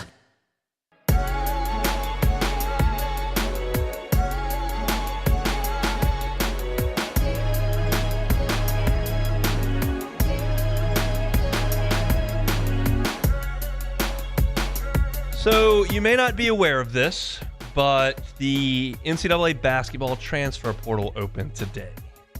There are only 16 teams left, so a lot of folks going to explore some options. There will be thousands of players in the transfer portal today, and some of those have already come from LSU. Earlier today, it was made public that Tyrell Ward, Mike Williams, and Corey Chest have all entered the transfer portal. You take those three and you add Cam Carter, Jordan Steers, Jai Bailey, Derek Fountain. That's 4. So that's 7 guys that are out. And I'll be as blunt as I can be here. There is not a player on this roster with eligibility remaining that LSU cannot recover from losing. There's just not. This is a team that went 3-15 in the SEC, 3-16 if you count the conference tournament. And Cam Carter was Hercules to get it there. So this is now a situation where Matt McMahon has to take his whiteboard, and on one corner of it, you got to write whatever the amount of money that LSU has in the piggy bank. And you've got to allot that for as many scholarships as you have. They will determine who they want to prioritize bringing back. They will determine who probably needs to look elsewhere. This is not unique to LSU basketball. This is the nature of all of collegiate athletics right now. And the fact of the matter is that LSU is making radical changes to how they approach this financially, and now they've got to go make that work. When you look around the really good teams in the SEC, most of them are built on the backs of transfers, and a lot of times those transfers come from smaller schools. Have you taken a look at the Sweet 16? Do you see any MAC schools there? Do you see any schools from the Southland or the Sun Belt? Got any West Coast Conference schools in the Sweet 16? The answer is no. Because all the good players from those leagues leave at the end of the year. And now Mark Sears plays for Alabama and Janai Bruin plays for Auburn. And Tennessee's best player is a transfer from a small school. Like, everywhere. Aside from Duke, who's doing it largely with a couple three lottery pick freshmen, like, everybody's building this way. So I don't know what the going rate is for point guards and small forwards. I don't know which ones LSU is prioritizing or isn't. And I don't know who LSU wants back on this team next year. But the fact of the matter is that if you want to be competitive in the SEC in 2025-2026, you need an entire roster of different players. Because you went out there with these guys and you went 3-15 and you don't have Cam Carter coming back. Now, that's not to say that every single basketball player outside of Cam Carter that played for LSU is an awful player. But productivity was down for just about everybody. I mean, Jordan Sears shot 32% from three. Victorious Miller shot 32% from three. Jai Bailey shot 26% from three. Curtis Givens shot 25% from three. Mike Williams shot 25% from three. Corey Chest was a 45% free throw shooter. 45%. Curtis Givens shot 59% on free throws. You got annihilated on the backboard most games. You had turnover problems early. Like, this just wasn't a roster that was good enough. And I don't know what Jalen Reed was or wasn't going to be. Against the tomato cans they played in November, he played in 8 games. He shot 60% from the floor. He was averaging 11 points and 6.5 rebounds a game. And I know for sure that the staff really liked the progress that Jalen Reed made last summer into the fall prior to the season. That, in my guess, is they would like to get him back. That's my guess. And we'll see if there are other guys back. Like Curtis Givens and Victorious Miller and Robert Miller are freshmen on this team. And you saw some flashes from all of them. Like Miller had some games where he got going scoring. And Givens, though he didn't make shots, didn't turn the ball over very much as a freshman point guard in the SEC. You saw, like, in games at Oklahoma against Arkansas, like Robert Miller showed that he can score a little bit at 6'10" and move a little bit and use his footwork and use the glass. But then there were games where all three of those guys were overmatched. Now, there are stories all over LSU basketball recent history of guys who develop over time. I think of Garrett Temple, who on his freshman team in 06, and they went to the Final Four, like, that's a guy who just played defense. Like, he's awesome at defense. He couldn't shoot a lick. but he just played defense. And by the time he played on the 2009 team that won the SEC, he was a good shooter. And I promise you can't hang around the NBA as long as he has. You can't shoot a little bit. He progressed. Skylar Mays didn't even want to shoot jump shots when he was a freshman. By the time he was a senior on that great team that won the SEC, he was a dead-eye shooter, better than 40%. Got a lot better. Tim Quarterman was lost as a freshman. Had those long, gangly arms, and and by the time he played on the last team he played on, which, yes, didn't end the way we thought it would, but they had their moments, he had a triple-double against Kentucky. Like, you can progress. The question is, do you want to take a gamble on progression in a must-win year next year, or do you want to go get a guy that's a little bit more seasoned? Do you want to gamble with the 20-year-old? Do you want to go get the 23-year-old? I don't know how attractive LSU is going to be. There's not a lot of juice behind the program right now.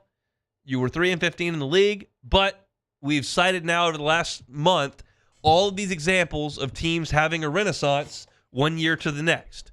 Michigan this year, I'm struggling with what to call it, the year that they just lost this weekend. Michigan, obviously, we talk about Missouri. South Carolina did it in reverse. Like, it can be done. And this is going to be a different game than Matt McMahon has ever played. Matt McMahon has never gone to war in the recruiting sense with a bunch of cash. I think Matt McMahon has been recruiting a lot of his career on relationships and development and all those kinds of things. Well, it's time to try a new approach. And trust me, I am not sitting here telling you, just buy in. This is going to be great. They're going to turn the whole thing around. Like, a healthy amount of skepticism is completely warranted when you sit through the 3 months of basketball that we did here in Baton Rouge. But reality is reality, and this is the program that you've got. And they're going to try to step it up. And as you see guys go into the transfer portal, I'm not going to lose a lot of sleep over that. You're seeing guys go in the transfer portal that contributed to 3-15. It's time to bring in guys that are going to produce a better result than that. So I had a conversation with someone today, and the tone was like, we understand the mission here. We have a plan of attack, and these transfer portal entries are part of that plan. You have to have a lot of roster space open to go fill it the way that LSU knows they need to fill it. And there's going to be a lot of competition. Like Texas A&M had 8 seniors that just left. 8. Going to be a lot of overturn in College Station. And that's going to be the case at a lot of places in the SEC and the highest level of college basketball. LSU's got some cash, and they're going to go figure it out. Now you've got a deal where there are only 16 teams worth of players that are playing. Everybody else has the ability to jump in the transfer portal, and you've got to start hosting visitors, and you got to start locking guys up. We talked 2 years ago about how tough it was for Jay Johnson in the hotel room in Omaha trying to convince guys to transfer to him when he can't visit them and they can't visit him. He's trying to get Luke Holman to commit to LSU while he's trying to beat Tennessee and then Florida in the national championship game. That's hard to do. Well, LSU doesn't have any of those distractions. They're not in the Sweet 16. They're not going to the Final Four in 2 weeks. They can sit here and host visitors and throw money all over the place. And I know that that's not the greatest image to a lot of you. It's reality. We know the plan of action here for LSU. The question is, can they execute it? And can they not only get enough guys, can they get the right guys to completely change the tide of this program? You've got essentially what you're boiling down to a blank canvas. You're not going to have a lot of obligations to a lot of guys on scholarship. You got to keep the ones that you want, whether that's 1 guy, 4 guys, 3 guys, 2 guys, however many. You got to decide who you want to keep, do that, then go fill the rest of the shelves. So I expect the next 10 days to be crazy. I expect LSU to have more guys enter the transfer portal, and I expect some guys to commit to LSU from the transfer portal. And we'll kind of give thoughts on that as the new roster begins to take shape. But as far as the old one and singing Kumbaya when guys walk out the door after going 3-15, sorry, I don't have a lot of tears to shed for that. That wasn't good enough. So that's kind of where LSU basketball is. Beck, what do you think about bringing in 9 new guys. Yeah. They got 3 signees. Yes. And you figure they'll probably keep a couple guys off this roster. So in reality, you're probably looking at 6 or 7 transfers. Yeah, I think if you can keep Jalen Reed and I think Robert Miller showed a lot of promise. If you can keep at least those 2 guys, and maybe Damian Collins sticks around. I mean, he's stuck around through a lot of he hasn't played a lot. It's been a long and winding road for Damian Collins. It has. So I wouldn't be surprised if he sticks around. But it's this seems to be just where besides the big top 10 or 12 programs, it seems to be. This is what teams are going to have to go through every year. You're going to be reinventing your roster pretty much every year, and you just have to, you have to trust or hope that the coaches are able to scout out these transfers and pick the right guys. This year, it didn't seem like they did. Last year, it seemed like they hit pretty well on some of the transfers. This year, not so much. So it's going to be a test of the coaching and whether or not they can actually find the right transfers that want to play here and end up playing better than some of the guys they brought in this year. I mentioned the names, but it's like it's Chaz Lanier at Tennessee, who is I think the SEC Player of the Year. They got him in as a transfer. You look at Walter Clayton, who's just hitting buckets for Florida. I mean, he started at a small school. Mark Sears at Ohio, Janai Broome at Morehead State. Like, these are the stories. It's not all like Henry Coleman from Texas A&M came from Duke, but that's not that. Those are more rare, and you're not swimming in the Cooper Flag waters. So you gotta evaluate the right transfer, and Nate Oates and Bruce Pearl are doing that at a high level. Todd Golden has done that at a high level, and LSU has missed on some guys. They've taken in 3-point guards from a lower level that have not been able to translate their play from that level to the SEC. That's happened 3 straight times with 3 undersized point guards. Like, you got to do better than that. You've got to go find Mark Sears is a small point guard. That's the guy you need.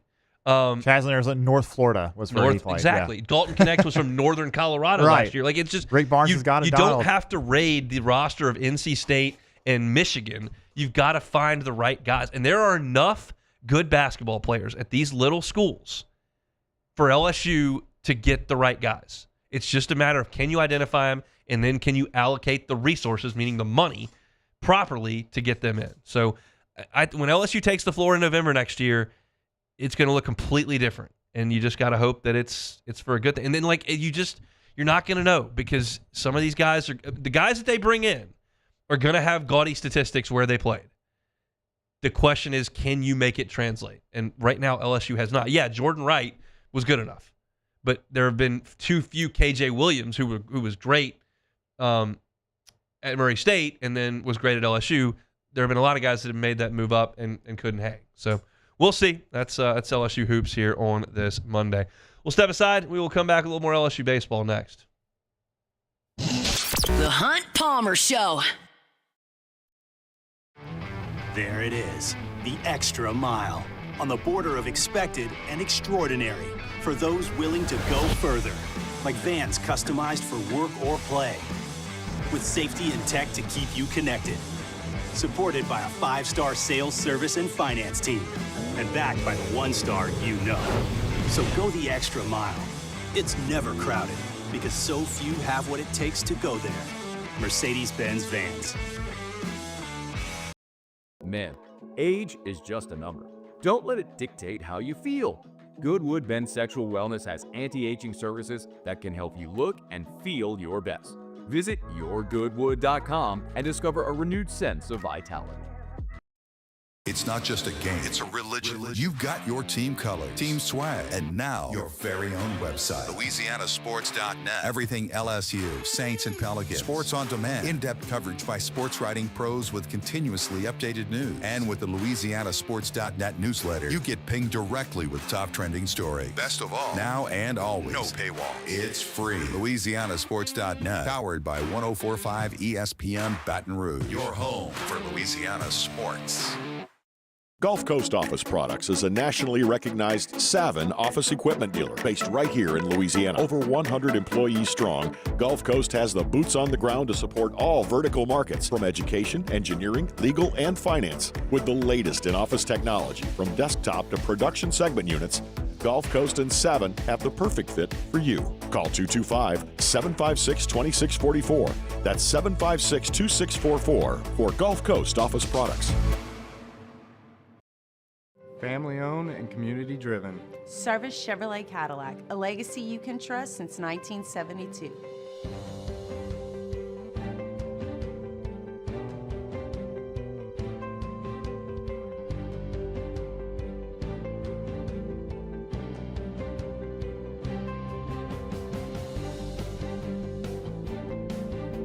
Service Chevrolet Cadillac, our family serving your family. For over 50 years.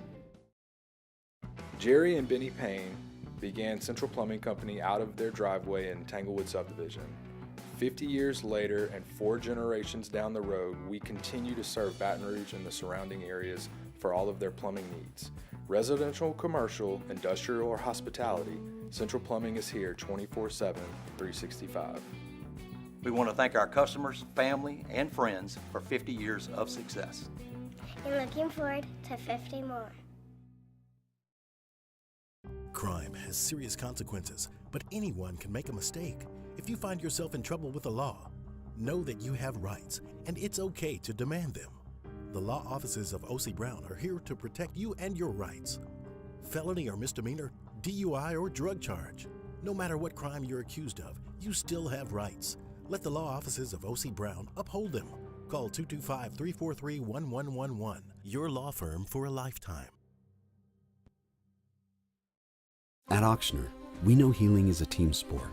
That's why we've partnered with world-renowned orthopedic surgeon Dr. James Andrews to create the Auctioner Andrews Orthopedics and Sports Medicine Institute.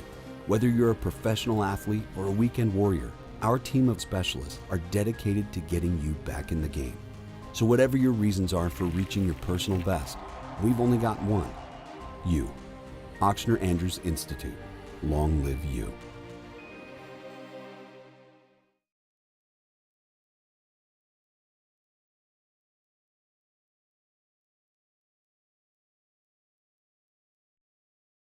You're listening to The Hunt Palmer Show, brought to you by Gulf Coast Office Products.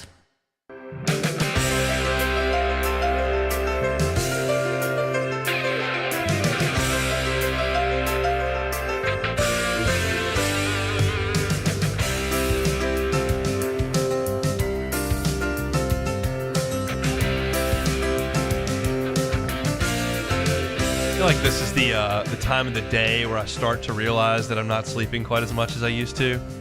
Like, I think there's an adrenaline rush that comes in the morning, I think, and then like at this point you're kind of realizing, okay, like body's not quite getting what it's used to. How many hours did you get last night, Hunt? So he eats every 3 hours right now, and so on that schedule he eats at midnight, 3 a.m., 6 a.m. I do midnight and then go to sleep at like 12:50. My wife does 3 a.m. and then I do 6 to like get up and start the day. So I'm going to bed a little after 1 and getting up at like 5:30. Okay. So you're talking about 4 hours ish. All right. So like I get up and like right when I finish the 6 o'clock feed, this is the here you have 2 kids. This is what you signed up for. Like I finished the 6 o'clock feed and put him back in the crib at 6:45, and then at 6:45 that's when it's time for Myers to get up and go to school. So like you go straight from like that to like the chaos that is the next thing. But at that point in the day, like I'm ready to roll and you got enough juice. But then like after lunch, which I ate too much at lunch, had a little meeting down the street and I ate too much. And so I'm like, got to kind of slog through the last 30 minutes here. That's not exactly the best approach, but that's just the reality for 8 weeks here. You'll get through it, Hunt. It'll be over pretty quick and he'll sleep through the night pretty quick and then we'll be on and off and running. But for right now, we're looking at about 4 hours a night, and that's a little less than we had been working with previously. So LSU, so here's the deal. Our audience kind of turns over every 20, 25 minutes or so. So if you listen to us for 2 hours straight, I really appreciate that.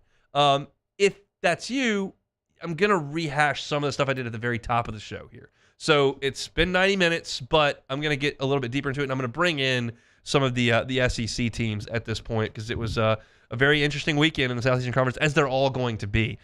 Georgia went to Gainesville and swept Florida. They hit 13 home runs, and Florida only scored 13 runs. I've had Florida in the top 2 or 3 in my power rankings. That's going to be hard to justify coming up on Wednesday. But Georgia looks incredible swinging the bat.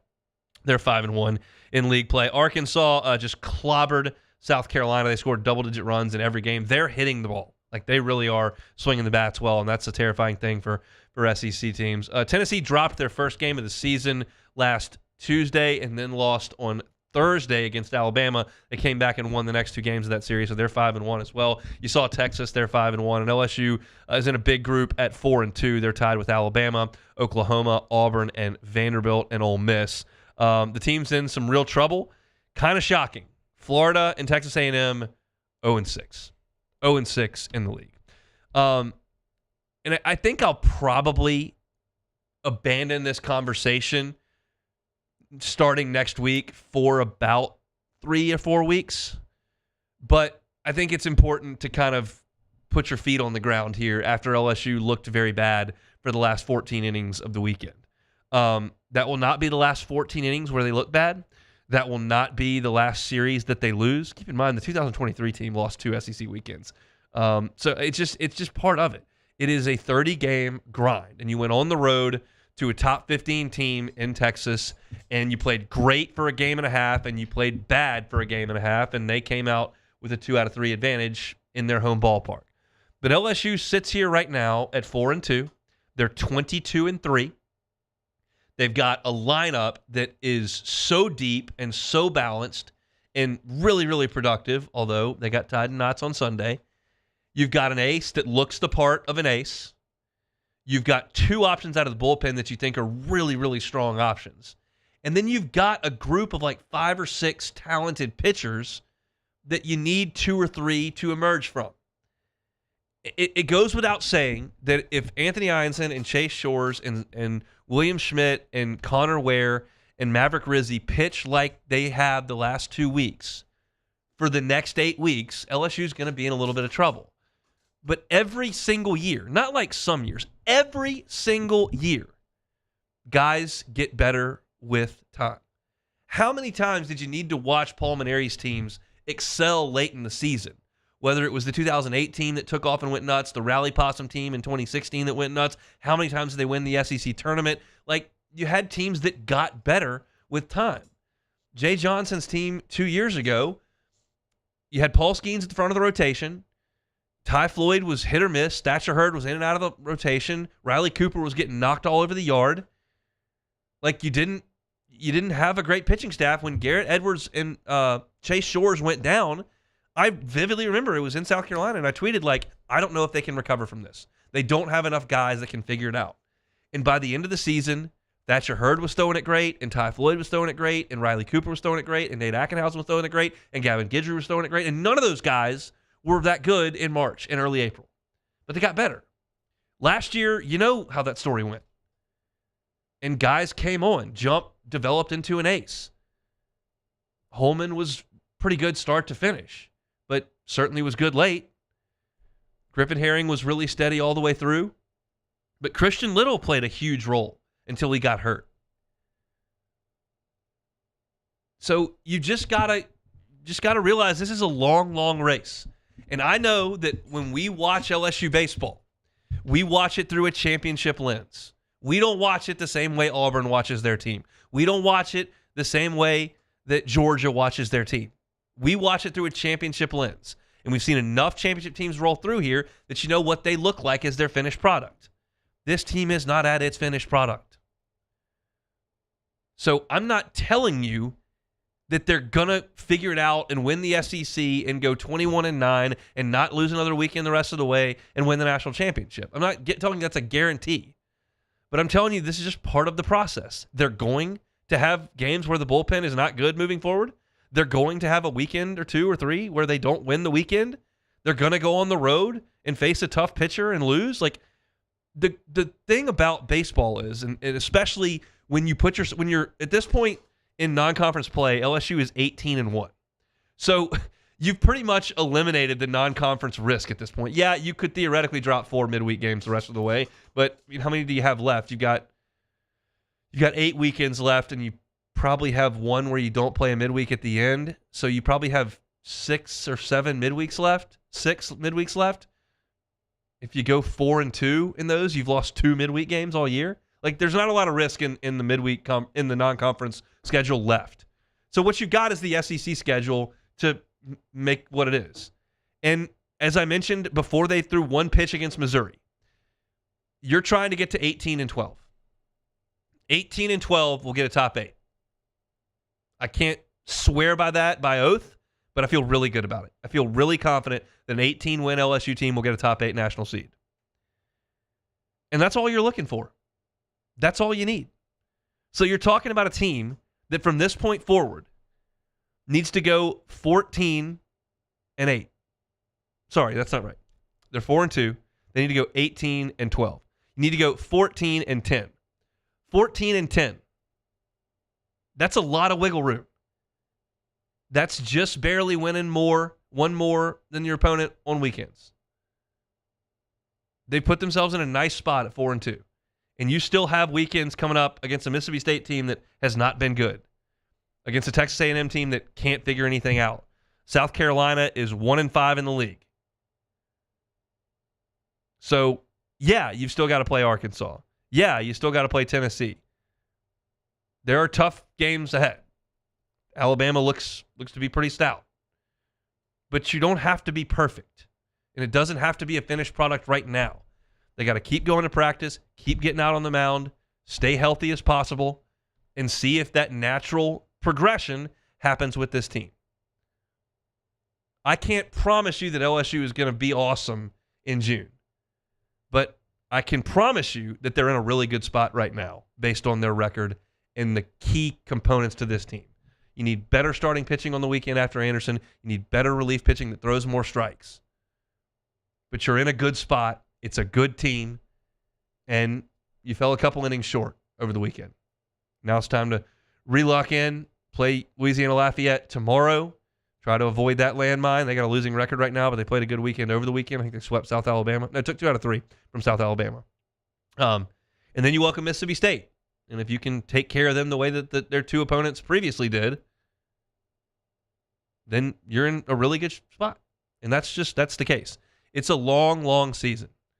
And I was petrified 2 years ago about the bullpen, and I gave up on them last year. Said I don't expect it to get any better.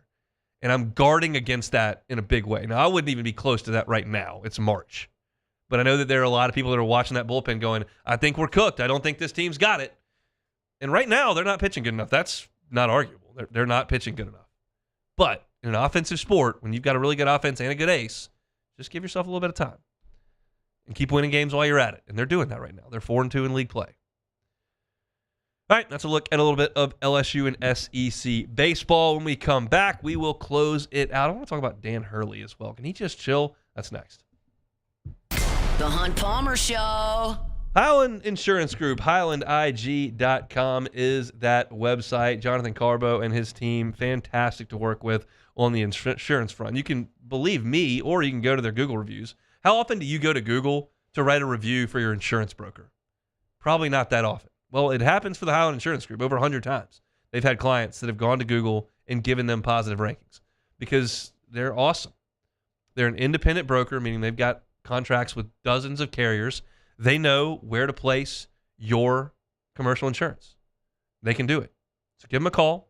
Check them out online at HighlandIG.com. It's the Highland Insurance Group. You can find them at HighlandIG.com. Family owned and community driven. Service Chevrolet Cadillac, a legacy you can trust since 1972.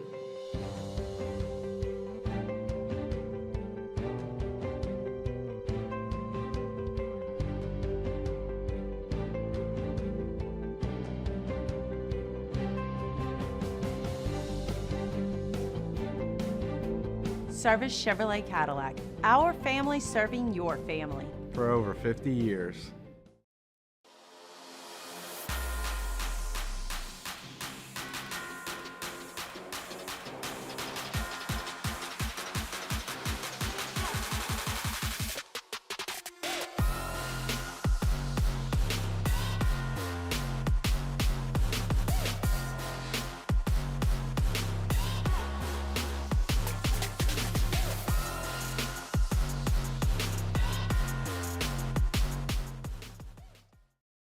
ED, low T, or simply seeking to optimize your health and performance?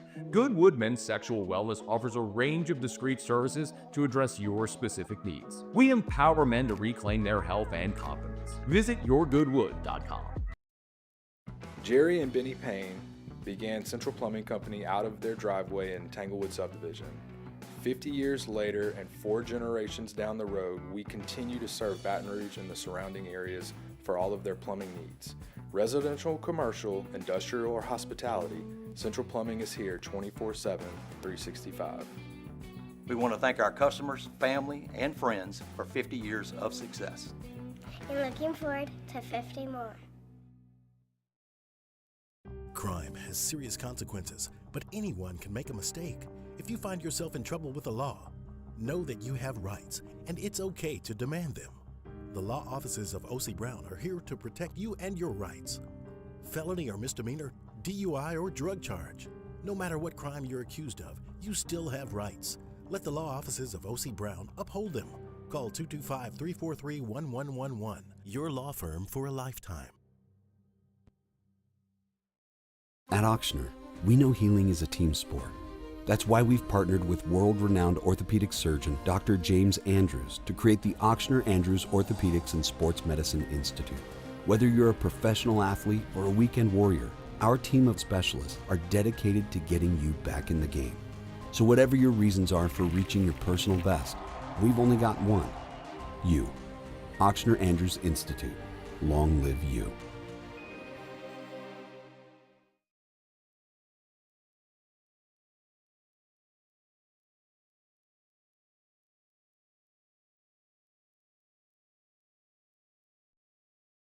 You're listening to The Hunt Palmer Show, brought to you by Gulf Coast Office Products.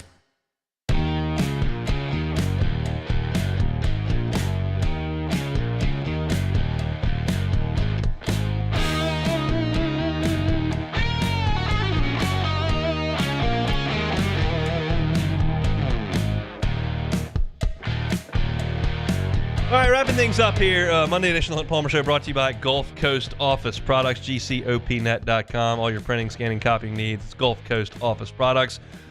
Always fun. We can bring our guy Brock Cantro on. He, athletic director over at Baton Rouge Community College. They got a huge event coming up on Thursday. Drip, Sip, and Jam. Some of the greatest names in LSU athletics history will be there to tell us a little bit about it. Brock joins us now on the Jim's Firearms Hotline. How are you, sir? What's going on, Hunt? Thanks for having me. It is our pleasure. Well, tell us about this coming up on Thursday. Dale Brown, John Brady, Mahmoud Abdul-Rauf, Ryan Terrio, Brad Cressy. I've heard of these guys. What are they doing with you? Those are just my buddies, man.